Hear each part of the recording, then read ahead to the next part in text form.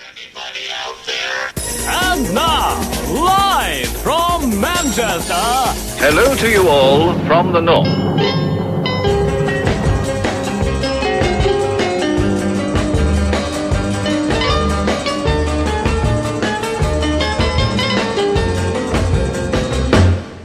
Harry, welcome back. Nice to see you. Lovely to be back.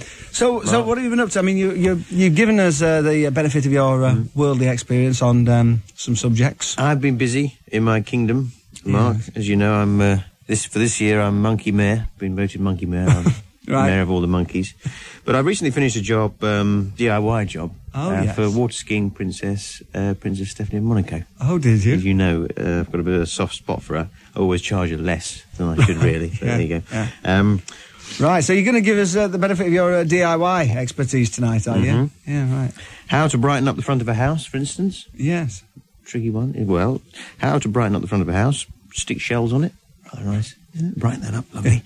Painting a lovely rainbow on the front. Brown, green, black, all the colours of the rainbow on the front of the house. Yeah. Little tip, don't build a house out of gingerbread or you'll get all the drug addicts eating it on the way home from the pub. That's not very nice, is it?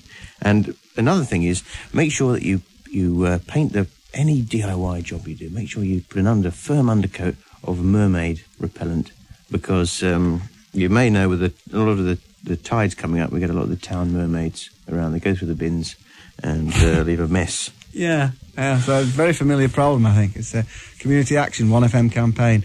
So where did you glean all this information from? Because I didn't have you down as the sort of DIY type, you know. Trial and error, mainly. Yes. What I tend to do is I try it out on someone else's house, like an old elderly lady's house. And if it's a botch job, as I call it, she's quite happy for the bit of company. Yeah.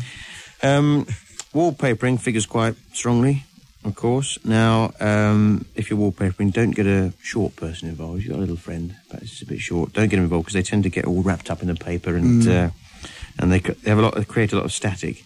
And somehow, I don't know how it is, they attract the edges of the wallpaper.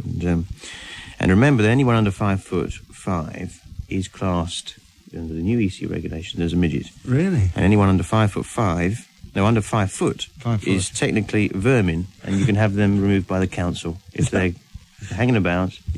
Often people they like to watch. Isn't that handy to know? Because the times I've had problems with right. I'll remember that. Excellent. So Harry Hill is going to be giving us DIY tips. Anyway, Harry all the way is here to give us DIY tips tonight. And so any other tips? Well, I hope so. Well, you mentioned flat packs there earlier.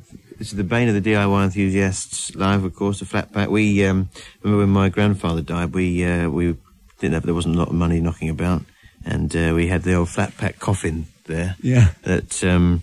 And it was difficult to put together, to be honest, and somehow we managed to have enough left over for a coffee table and some shoes.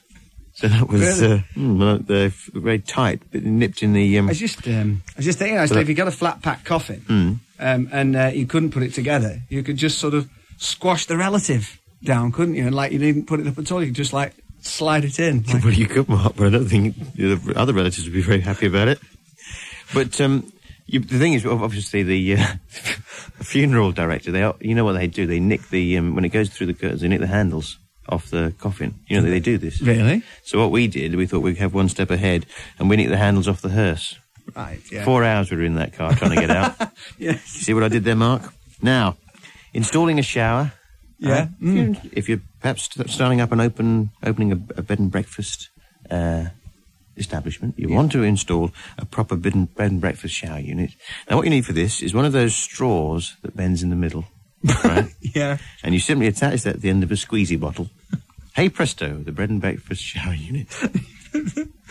And it's not just for a bed and breakfast adventure, but if you're tiling the bathroom, what I do, I don't tile the whole bathroom.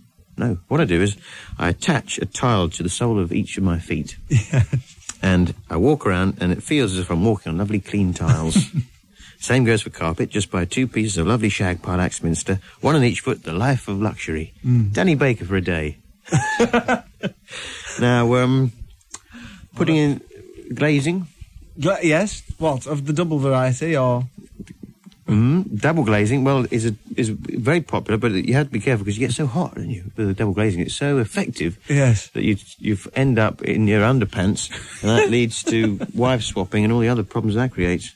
So I'm a bit iffy about double glazing. The other big thing at the moment, of course, is the conservatory. A lot of very pushy salesmen about. You must watch these. My mum was persuaded to install a conservatory on her back. Because she couldn't get planning permission for the house. It was a very persuasive salesman. But the good side is her psoriasis is all but cleared up. So we're rubbing our hands with glee. Right, very nice, yeah. The glazing. Yes. Just ordinary putting a window in. If perhaps one of the neighbours kicks a ball up and it breaks one of the windows. If you're replacing the window, the mistake I made, it's putty, right? Not pate. Oh, yeah. Easy mistake to make. Yeah. It's of similar consistency. Yeah. What happens, of course, the birds, eat it, don't they? The windows fall out. The birds are all standing there laughing at you, like that. Hee, hee, hee. It takes ages, doesn't it? It takes ages to gain their respect again. Yeah. They've effectively made a monkey out of you. Absolutely. And you being the mayor of monkeys? Well, I have a certain dispensation. Would know all about that, right? Well, look, we'll have some more. We'll have some more tips. Harry Hill is here with his DIY tips. Where were we up to? Talking of Mile in the Street, you know that pub that American chat's won? Yes, apparently it's Connie Doolan's bar. It's a really rough pub, that. Oh, it is. There's always trouble on a Friday night. It's a rotten prize, Mark. Is it? And he's been done. Right, well, poor him that he didn't get 10,000 tickets to see Harry Hill at the Albert Hall. Bolton. Now, dripping tap. How about this one? Big How problem. to fix a dripping tap. The old Chinese water torture, of course. The dripping tap. Yes. Made worse. They used to use it particularly if they use it on a plumber, because he's lying there thinking, I could fix that. Yeah. Either make the dripping tap a feature, right, by announcing that the water from it has healing properties and all the extra tourist trade that brings in, use that extra money to install an extra sink with a non-dripping tap in the master bedroom. Or, what I'd done with mine, I trained a little niece or nephew to sit in the sink to drink the water as it drips out. That's a good idea. Of course, water is a life giver, and the little child will soon grow with the addition of sugar, which, of course, is the other main life giver. What's an uncle for?